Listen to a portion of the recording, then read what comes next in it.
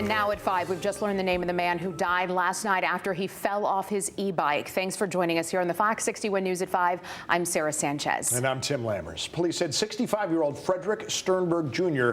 died in the middle of a road in East Haven. And it's part of what the state says is an increase in bicycle and e-bike related injuries and deaths this year. Yeah, earlier today, state leaders addressed those bike safety concerns. Fox 61's Jamel Johnson explains how they plan to lower these types of incidents. Summer is one of the most prime times for enjoying the outdoors with a nice bike ride, especially for kids and teens on summer break. But state officials are noticing many bike riders aren't following safety rules and recommendations, leading to a spike in injuries and deaths this year. On Wednesday, a 65-year-old man died while trying to balance a 2x4 left in the road on his e-bike in East Haven. Lieutenant Governor Susan Bysiewicz says this man is the latest in a spike of deaths and injuries. As of August 12th of this year, Connecticut has had 6 cyclist fatalities, and that is more than triple the 5-year average of having just under 2 fatalities by this time of the year. Lieutenant Governor Bysiewicz says deaths of drivers, motorcyclists, and people in the road were way down across the state over the last several years.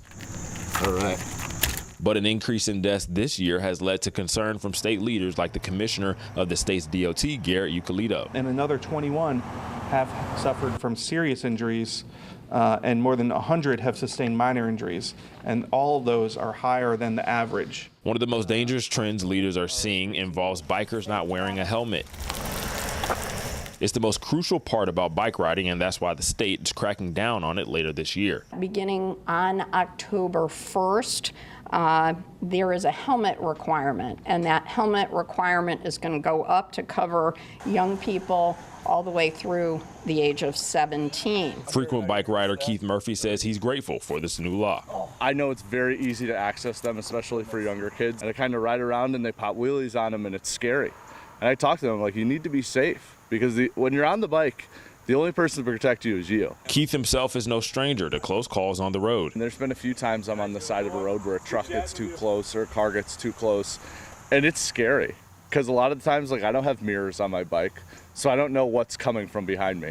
So I'm kind of just being hopeful that, like, people are giving me that space so I don't feel like they're gonna run me off the road. And while you can't control cars on the road, Gail Say says it's important to make sure bike riders are doing everything in their power to make sure they're staying safe. Ride early in the morning to avoid a lot of cars. I'm obviously dressed to see. I have lots of lights on my bike. And car is a car. You can't stop a car, but people really need to be more aware of people. And there are additional e-bike laws going into effect October 1st, including some e-bikes being classified as motor vehicles, meaning they'll need a registration, insurance, and a license to operate them. If you want to know which e-bikes classify as motor vehicles, we'll have that information on our website, fox61.com. In Hartford, Jamel Johnson, Fox 61.